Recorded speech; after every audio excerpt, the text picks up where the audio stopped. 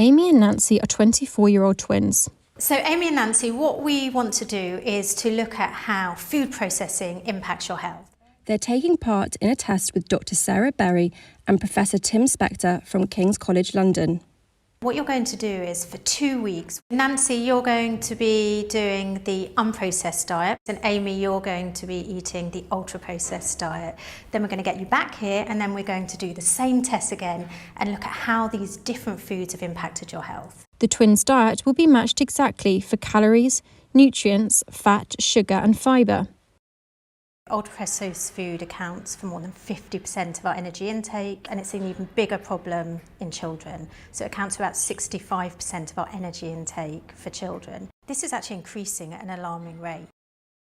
We believe ultra-processed foods are having an unfavourable effect on our health is because the act of processing foods breaks down the structure of the foods. Often ultra-processed foods have very little fibre in them, or the fibre is removed. Many of these ingredients most people won't have heard of. But what we don't know is how all of these different chemicals might interact together in terms of our health. I do eat some processed foods just out of convenience, but I do love lots of fresh foods and have quite a healthy diet, I think. So I think it is going to be a bit of a shift.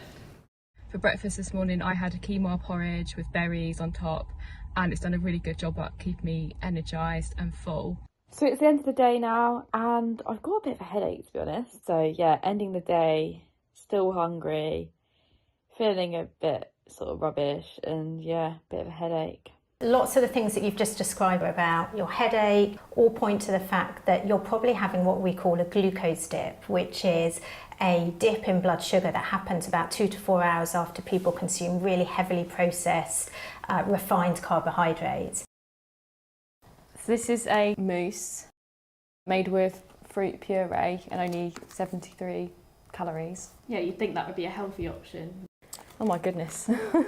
Pork gelatin, glucose fructose syrup, acidity regulator, citric acid, sodium hydroxide, modified maize starch.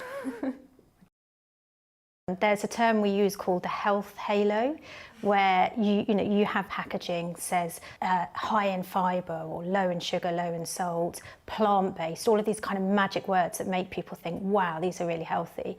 If anything ever says low, reduced or no, I'd always be a bit suspicious, because how else have they therefore made that food taste great?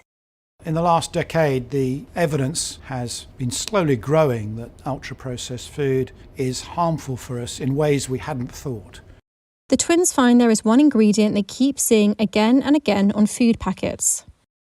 And then the emulsifiers again. We've seen that a few times, haven't we? The food industry uses around 60 different emulsifiers to enhance the appearance, texture and shelf life of ultra-processed foods. Some are naturally occurring, others are chemically produced.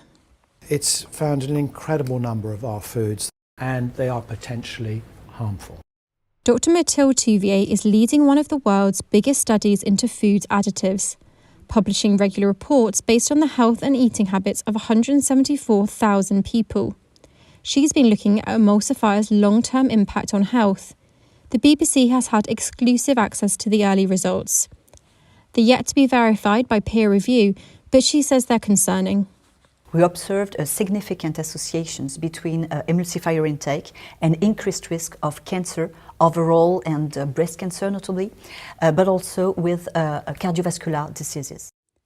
In England, Wales and Northern Ireland, food safety is regulated by the Food Standards Agency, the FSA. It says it's about to launch a public consultation on some emulsifiers. A spokesperson for the Food and Drink Federation said, "Food manufacturers take the health of consumers and safety of the food they produce seriously and adhere to the strict regulations.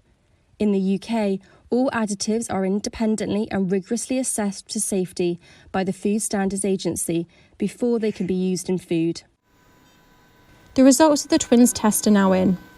Amy, you were on the ultra-processed food diet. Your results were really quite different to your sisters. They were far worse. Your blood fat levels actually went up. Your lipids, which are markers of heart disease, they were increased. Your blood sugar was noticeably worse.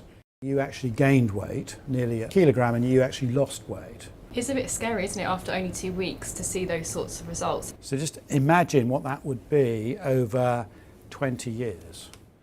After just 2 weeks of the test, the impact of Amy's ultra-processed diet will be fully reversible. But the results are in line with a growing body of evidence linking chemical additives and ultra-processing to serious health consequences. We already have the most obese children in Europe. That means more type 2 diabetes, more cancers, more heart disease, more misery, more mental illness. This really is a future time bomb.